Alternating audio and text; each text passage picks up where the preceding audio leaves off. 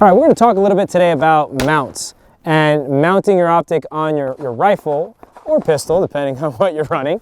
But what mounts work and why we would want higher mounts, say, over lower mounts and things like that. So, Brendan, what's the issue? Well, the issue is that the lower, like the standard height mount will allow you or will make you crunch in on that gun, right?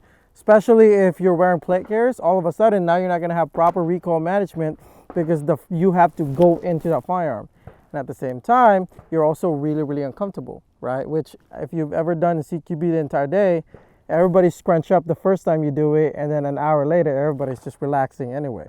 So that's why the high mount was created. And the high mount was created also to solve for the issue that military law enforcement, when using this equipment with plate carriers and helmets, don't have the ability to crunch in or lower their head as easy as if they were running slick without helmets, without plate carriers. So for your average Joe, your average mount, totally fine. But when running with this kind of gear on, it becomes a lot more cumbersome. So that's why law enforcement, military, and people like that got this, or these mounts were made to support that, as well as when running with night vision, okay?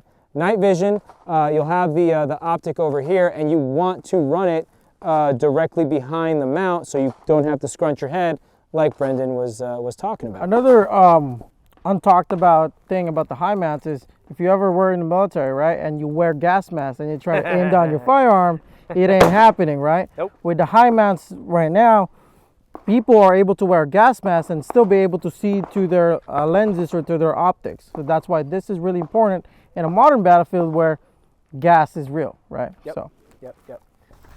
Now, to show what it would look like when running standard height mounts, you'll see that Brendan's head is kind of pushed forward. He's trying to get his eye level as low as he can so he would be lined up for, say, that front sight post. But in the case here with that higher mount, he can actually keep his head upright in a more ergonomic position where he can actually move forward easily or move back, side to side, what have you, without taking his eyes off that optic and employing that rifle with no problem. So in closing, really, the height of your mount is dictated by your use and what you're going to do. If you're not going to run any of this kind of gear or anything like that, then don't worry about it. You don't really need to go as crazy high as a mount that say Brendan has. But if you are looking to use some of this gear, or if your work calls for it, then you may want to consider adjusting your mount so that way it will support good shooting techniques and posture, as well as the equipment that you're using. So there are varying different heights for mounts and things like that. So make sure you select the one that supports your use. If you enjoyed the video regarding our tips and techniques of how to be a better shooter, then sign up for our day-long courses in the desert where we'll immerse you in the respective platform, whether it be rifle or pistol, and bring you either from basic to a very proficient basic level, or if you're an intermediate or advanced shooter, really sharpen your skills and integrate some of that real world or real life scenario stressors to be better prepared as a defender.